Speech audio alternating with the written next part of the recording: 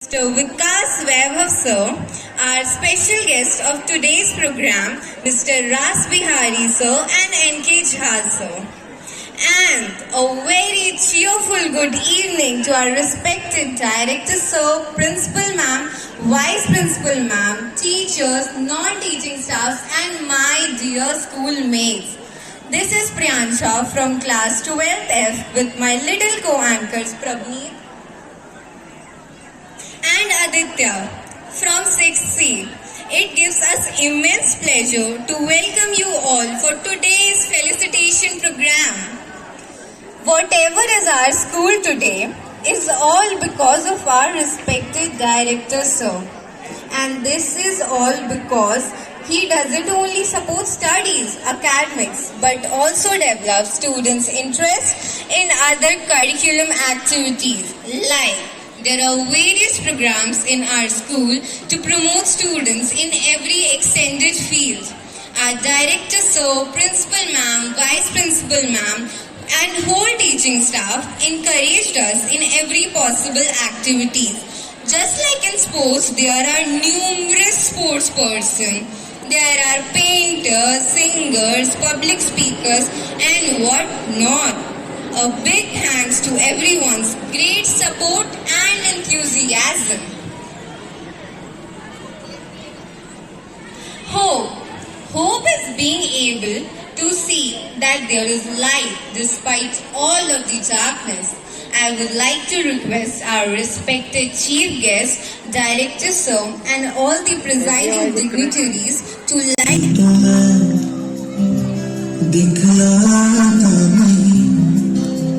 तेरी परवाह करता तुझे सब है पता है ना, तुझे सब है पता मेरी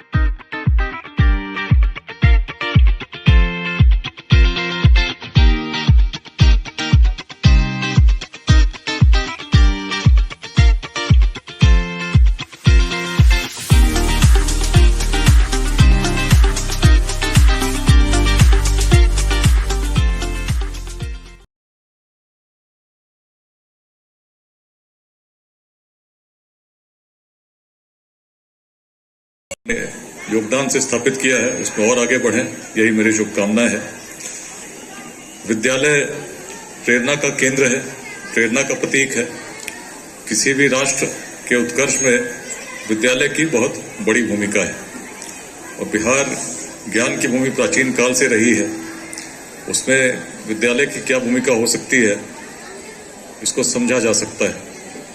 इतिहास में यदि हम जाते हैं तो तो पाते हैं जब भी देश पर विपत्ति आई, जब भी कभी प्राचीनतम काल में भी बाहरी आक्रमण करने का प्रयास किया गया, और एक समय ऐसा आया जब यूनान से चलकर अलेक्जेंडर द ग्रेट, अलेक्जेंडर महान विश्व विजय की कल्पना लेकर चले थे, कामना लेकर चले थे, पूरे यूरोप को जीत चुके थे। पर्शिया भी उस समय की प्राचीन सभ्यता थी, पराजित हो चुकी थी।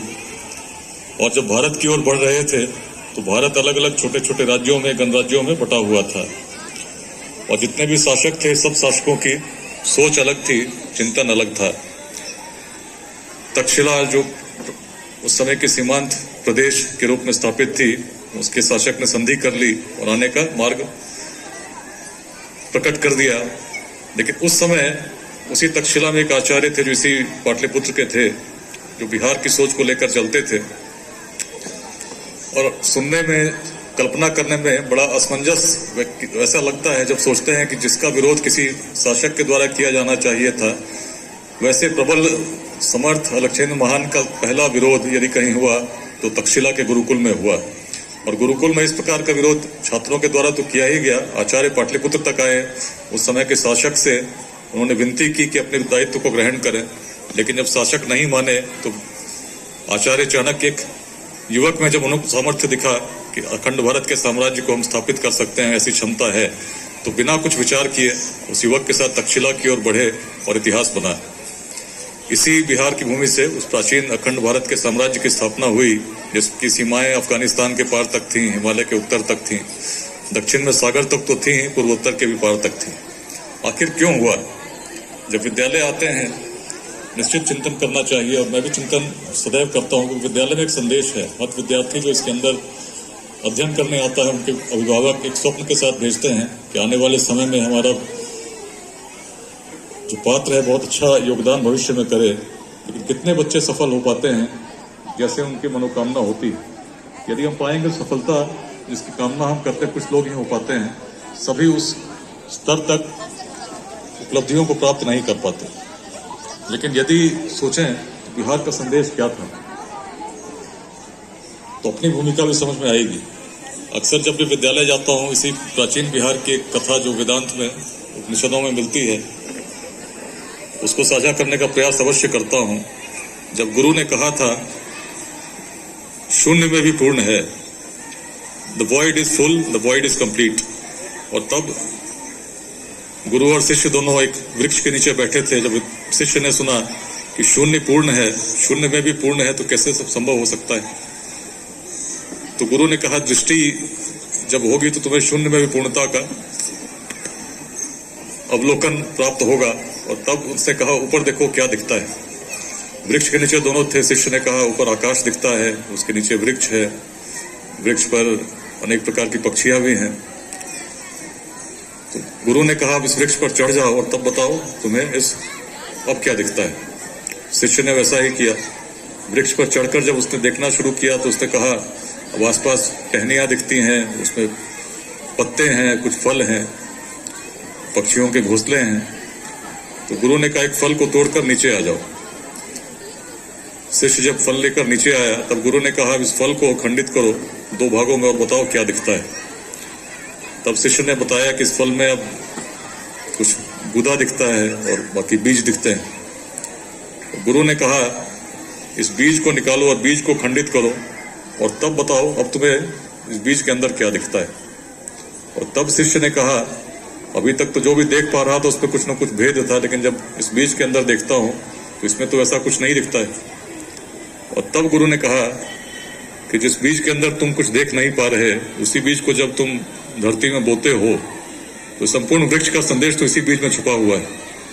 तो वैसे ही जब बच्चों को हम लोग देखते हैं और सोचते हैं कि बच्चों की क्षमता क्या है, तो कहीं न कहीं उस बीज की कल्पना कीजिए जिसमें पूरे उस ब्रह्मांड का संदेश भी हो सकता है। लेकिन यदि हम उस कल्पना के साथ उसको देखेंगे नहीं, उसकी जो क्षमता है उसको विकसित करने का प्रयास करेंगे नहीं, तो जो नैसर्गिक गुण, जो नैसर्गिक ऊर्जा ईश्वर ने दी है, शायद उसमें हम उसकी अभिवृद्धि में हम सहयोग नहीं कर पाएंगे। और इसीलिए हर विद्यार्थी की क्षमता को असीम मानना चाहिए।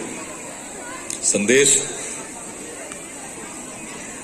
वेदांत का ही संदेश है, पूर्णमदः पूर्णमिदं पूर्णात् पूर्णमुदच्यते पूर्णस्य पूर्णमादाय पूर्णमेवावशिष्यते। जो पूर्ण था, पूर्ण है, पुनः पूर्ण में विलीन हो जाता है। The complete remains complete and goes back to the complete. संदेश बड़ा स्पष्ट है। ऋषि की दृष्टि क्या थी? किसी व्यक्ति को, किसी बालक को जब शून्य की बात हम लोग कर रहे हैं, जब संदेश की बात कर रहे हैं और जब देखते हैं तो हम पाते हैं कि हर व्यक्ति में कुछ ना कुछ कमी है। और जब ऐसा सोचते हैं तो कहीं ना कहीं जब आचार्य की दृष्टि थी क्या थी? जो पूर्ण है वो पूर्ण ही रहता है, पुनः पूर्ण में विलीन हो जाता है। कहने का तात्पर्य यही था कि यदि सोने को आप कितना भी काटेंगे तो छोटा सा जो कण होगा उसमें भी जो गुण होंगे सोने के ही तो होंगे, लोहे के गुण तो नहीं आ जाएंगे। और यदि हम कहते हैं कि हर आत्मा में परमात्मा का अंश है, कहते हैं, सुनते हैं, परिचर्चाओं में बात करते हैं, लेकिन यदि कहते हुए दृष्टि वैसी नहीं होगी तो कैसे समझेंगे कि यदि परमात्मा का अंश हर व्यक्ति में है तो परमात्मा के गुण क्या है, उनकी क्षमता क्या है? क्या परमात्मा के गुणों को हम किसी यूनिट्स में, किलोग्राम में, किलोमीटर परिभाषित कर सकते हैं? यदि करने का प्रयास भी करेंगे तो केवल एक ही शब्द निकलेगा, असीम, इनफाइनाइट। और इनफाइनाइट को कितना भी काटेंगे, कितना भी खंडित करेंगे, छोटा सा जो कण होगा, मैथमेटिक्स तो यही बताती है कि छोटा इन्फिनिटी को कितना भी काटेंगे तो इनफाइनाइट ही होगा। तो हर व्यक्ति में जो क्षमता है, जो गुण है, हर विद्यार्थी में जो गुण है, निश्चित रूप से वही गुण है जो पूरे, जो स्वामी विवेकानंद भी कहते थे कि जिस व्यक्ति में पूरे सृष्टि की शक्तियां समाहित हो, यदि वो अपने आप को कमजोर मानता हो तो उसने अपने आंखों पर पट्टियां बांध रखी हैं। जिसके अंदर सारी सृष्टि की शक्ति समाहित हो उसके लिए क्या असंभव है? हर लक्ष्य को प्राप्त कर सकता है यदि मन में विश्वास के साथ प्रयत्न करे। और यही संदेश यदि अपने विद्यार्थियों को हम दें, जब निराश होते हैं, जब किसी चीज को कठिन मानते हैं और तब हम कहें कि तुम्हें पूरी क्षमता है। जिस व्यक्ति ने पुस्तक लिखी वो भी तो एक व्यक्ति ही था, उस पर भी कुछ सीमाएं थी, लेकिन तुम तो सीमाओं के पार हो। इस प्रकार का चिंतन यदि हम बाल्यकाल से विकसित करें और समझाएं, निश्चित है कि विद्यार्थी सफल होंगे। लेट्स इंस्पायर बिहार जिस अभियान की भी बात हो रही थी, बड़ी स्पष्ट संदेश है। यदि अखंड भारत की राजधानी के रूप में बिहार ही स्थापित हुई तो क्यों हुई? कहीं और से भी तो हो सकता था। गुजरात से हो सकता था, महाराष्ट्र से हो सकता था। अंग्रेजों के काल में कलकत्ता से शासन चला, आज दिल्ली राजधानी है। लेकिन बिहार से यदि हुआ तो कारण एक, आचार्य चाणक्य भी जब चले तो उन्होंने कभी किसी व्यक्ति के जाति का विचार नहीं किया। जातियां तब भी थी लेकिन बिहार की सोच जातिवाद से परे हो चुकी थी। तभी तो चाणक्य जब चले, चंद्रगुप्त की जाति का उन्होंने चिंतन नहीं किया और तभी हम विश्वविद्यालय स्थापित कर सके नालंदा में, विक्रमशिला में, उस समय जब ऑक्सफोर्ड और कैम्ब्रिज की कल्पना यूरोप ने नहीं की थी। आज यदि हम पिछड़ गए हैं उसका बहुत बड़ा कारण है आपस में संघर्ष, जाति के नाम पर, संप्रदाय के नाम पर, लिंग भेद के नाम पर, वो भी उस भूमि में जहाँ की महिलाएं, एक समय जब पूरे विश्व में ऐसी कभी कल्पना नहीं थी, उस समय पूरे भारत भर के विद्वान जब मिथिला के राज्यसभा में आमंत्रित किए जाते थे और उनमें चुनना होता था सबसे श्रेष्ठ विद्वान कौन है। और एक समय ऐसा आया था जब याज्ञवल्क्य चुने जा रहे थे तो एक महिला में सामर्थ्य था, एक महिला में उस प्रकार का साहस था विद्वता पूर्वक चुनौती देने का। वही प्राचीन भूमि तो है जिनको हम गार्गी वाचकनवी के नाम से याद करते हैं। उस प्राचीन भूमि में जिसमें जब संसाधन नहीं थे, न मार्ग थे, न प्रौद्योगिकी थी, न सूचना के तंत्र थे, यदि हम उस उत्कर्ष को प्राप्त कर सके थे तो सोचिए आज जब संसाधन है, मार्ग है, टेक्नोलॉजी है, मीन्स ऑफ कम्युनिकेशन है, आवश्यकता क्या है? केवल उसी चिंतन की है जो भेदभाव से परे सोचती हो, लोगों को जोड़ना जानती हो, व्यक्ति को व्यक्ति से जोड़कर समाज का निर्माण करना जानती हो। और ऐसा यदि करना हो तो सबसे महत्वपूर्ण स्थान यदि कोई होता है तो विद्यालय होता है, जहाँ से हम संस्कार देते हैं उन विद्यार्थियों के मन में जिनके मन में पूरे भविष्य की संभावनाएं हैं, सोच है, एक दृष्टि है आने वाले भविष्य को देखने की। और यदि हमने सही दिशा में उनको मार्गदर्शन दिया और हर विद्यालय ने अपनी भूमिका निभाना शुरू किया तो विद्यालय से लेकर महाविद्यालय तक जब हम पहुंचेंगे और आने वाले समय में वही विद्यार्थी जब समाज में योगदान देंगे, निश्चित अपने राष्ट्र का उत्कर्ष ही करेंगे, इसमें कोई संशय नहीं। लेकिन यदि विद्यालय में जब उनका विकास हो रहा हो, शिक्षक, उनके अभिभावक अपनी भूमिका नहीं निभा सके तो जिस विद्यार्थी में पूर्णता का संदेश है उससे भूमि लाभान्वित नहीं होगी। और यदि भूमि कभी लाभान्वित हुई है, कभी उसने पूरे भारतवर्ष का नेतृत्व किया है, तो इसलिए क्या है क्योंकि हमने अपने युवकों में, युवतियों में उस प्रकार की क्षमता को विकसित किया। तो मेरा संदेश यही है, बीडी पब्लिक स्कूल का मैं आभारी हूँ। इस संदेश प्रवाहित करने में, प्रसारित करने में अपनी भूमिका इस विद्यालय ने सदैव निभाया है और आज अभिभावकों से भी बात करने का अवसर दिया है। इस प्रकार का जुड़ाव बना रहेगा, यही सर्वशक्तिमान से प्रार्थना है। और इस अवसर पर पुनः सभी को हार्दिक शुभकामनाएं। धन्यवाद। जय हिंद।